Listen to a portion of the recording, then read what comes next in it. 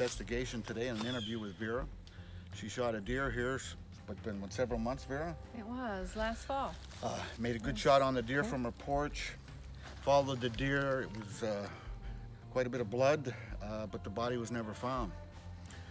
And my sister done some prior research here, so we know that there's been activity on the property. We've seen, she's seen some tree snaps, and there's what looks to be a burial mound on this property as well.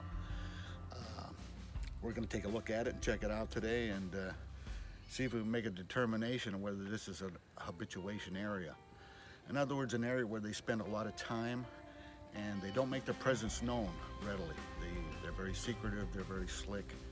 And most homeowners or most property owners really don't know if they're on the property or not unless they physically see them. I think there was some tracks that were found here during the snow last winter as well, which were a little, probably not human, probably wasn't a neighbor walking through the property. So the signs are there. We're just going to try and make a determination as to where they're coming in and where they're going out at, because they will come in the same way and they will go out the same way. They're masters of cover and concealment. And you don't track them down, but we look for signs and just to see if they're spending time in this area. So we're going to continue on and see what else we can find. The tree's been bent over by hand, probably about 3.5, 4 inches in diameter. This trill has probably been dead for 2 or 3 years, maybe less. Probably one of the most recent breaks, I think, that I've seen here. Here again, why would a person come over and bend this by hand even if he could do it?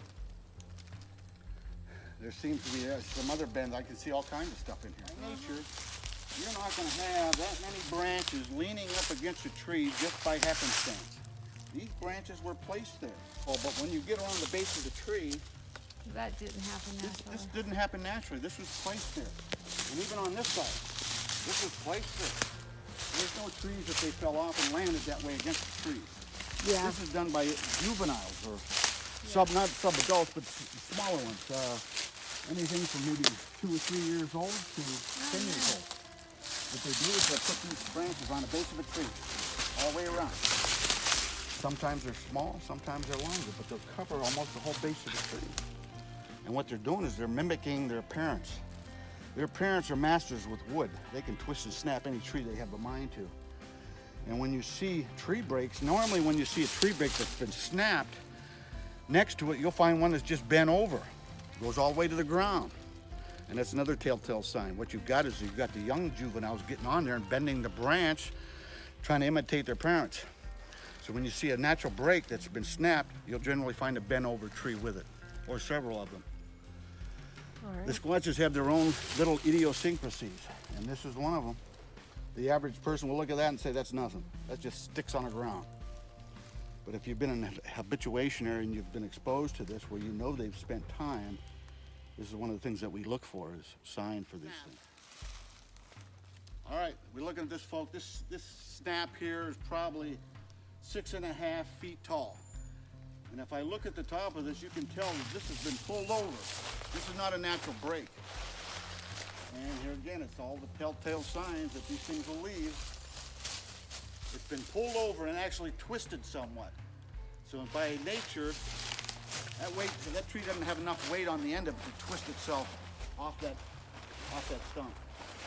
This was done physically by whatever. And a human being, a 6-inch diameter, you can see how solid this tree is.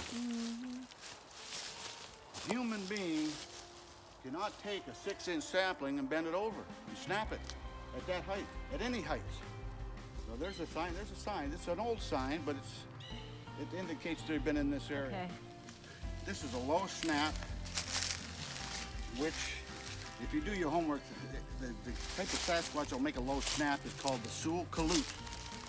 He has a tendency to mark his area, and it's generally a small twist or a snap at the base of a tree. Normally you don't have more than 2 feet. Now all we have here is the perfect example. This thing's been twisted and bent over, and that's 4 or 5 inches in diameter.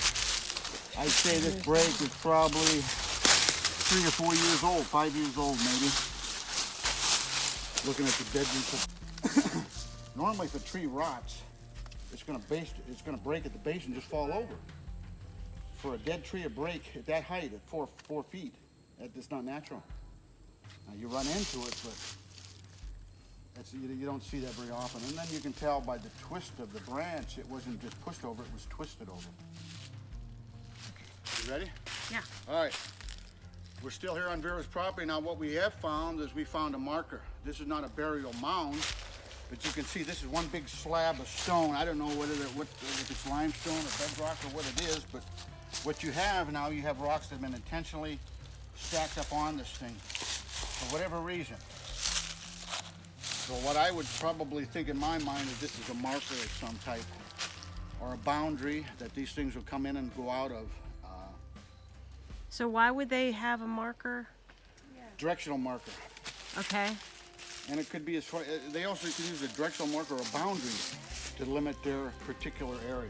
Okay. In other words, the average range of a squatch is about 20 to 25 miles. Now, you have different groups that'll overlap. They'll put markers up that'll eventually divide their groups. These things are a lot like people. They have their own protocols. They do things a lot like people. They have alpha male that takes charge, and if alpha males fight, it's to the death. Nobody lives through it. There's one winner. The winner takes over the clan. I'd say this is a marker because these stones weren't here naturally. And the owners, Vera, said she did not place these on here, so it had to take hands to lift these rocks. Some of them, the heavy ones might be 50, 60 pounds, but the point being that a bear or anything other than a human hand could lift this and put them on there. So here we have a marker. All right, folks, we're still here doing this investigation at Vera's property here in Taylor County. We found numerous signs. It has every indication these things have been coming in here for a while, and we just happened to notice this rock that was stuck to these trees. It actually has been placed there, and it's hard to say how long it's been there, but a lot of this just does not mesh with human activity. Some of this stuff is Squatch all the way. This one's just been embedded right into the tree. It's grown into the tree, literally. The rock is into the tree. And this is a triangular rock down underneath. Which I can move, but it's been shoved up underneath the roots. It's been put there intentionally. So the million-dollar question is, why would somebody take the time to take two rocks, two inanimate objects, and shove them on a tree's base? And there's another rock grown right out of the tree. Look at that. That's been placed there 20 years ago. Now, maybe not 20 years, 10 maybe. 10 years. To say this is done by farmers who are trying to clear this land and grow crops on it, I find it hard to believe. The question is, why did somebody put them there? That's the million-dollar question. I've seen this before, so I have to count it to Squatch. All right, folks, there's another. We're still on the Vera's property. We got this tree that's mangled here. Bark's been ripped off of it. And there's no root ball on the tree. This tree was placed here. There's no roots, there's nothing where it broke off of. This tree was placed here for whatever reason. And I see some other bends over here that, holy man.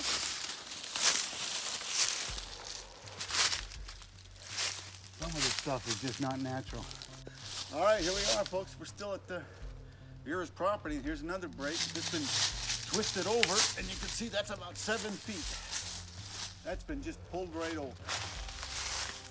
I'd say it's an old break, but it's not a natural break. Another sign. All right, folks, we're here again.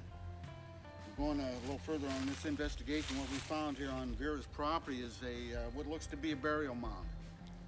And looking at the size of it, this is not any burial mound for a Native American or a human being. Now that I'm standing up here, this mound is probably closer to 4 or 5 feet from the base of that tree in height. Some of these rocks are well over a couple 100 pounds.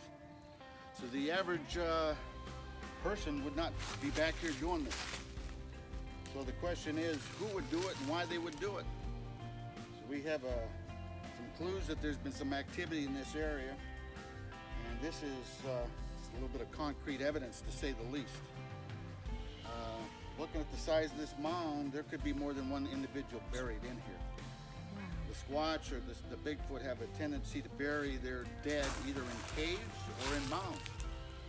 And generally when they bury them in numbers. They're not just generally one individual, it's generally a group of individuals that are buried in these mounds. So if I was a betting man, if I started pulling some of these stones off here, I'm sure we'd find some skeletons that are non-human. Now, for this point, we're just gonna say, hey, we found something. As far as lifting anything off of here, at this point, I'd say don't touch anything or not mess with it. This is ideal terrain. Yeah. The Sasquatch are masters of cover and concealment, and they could wander through here day after day and nobody would ever have a clue that they've been in here. But they do leave sign. The There's a blue Sasquatches layer. will leave sign. And this is a concrete sign right here. If you look at the trees that are laying across it, they're 5, 6 years old. They've been dead for a while. Now these rocks, there's the question, how long has these rocks been stacked? Obviously, a human being, to take a human being, one man, and stack these rocks, you'd be here for probably 2 days to do it. That mound's at least 3 foot, 3.5 foot tall, 10 feet by 10 feet. The average skeletons that they find in these burial mounds are anywhere from 8.5 feet or anywhere from 7 feet to 9 feet. This has been here for a long time. I'd say, looking at it, I'd say over 20 years. Now, some of the logs in that might have fallen across it, but you can look at these and you can tell that this was stacked intentionally. This was not just something, a natural phenomenon of nature. This was done intentionally. Like I said, the Native Americans have a tradition in this area of burying their dead in mounds, but they would not be in a mound this big. This is 5 times the size of a Native American burial mound. And if you look at this location as compared to the nearest inhabitants, the nearest houses, how far is your house from here, Vera? 200 yards? Oh, yeah. So Oh, for absolutely. this to be here, you have to ask yourself the question, why is this here? Has anything to do with the property or building up the property or anything that would take human beings to do it? No. There's nothing here that would indicate that.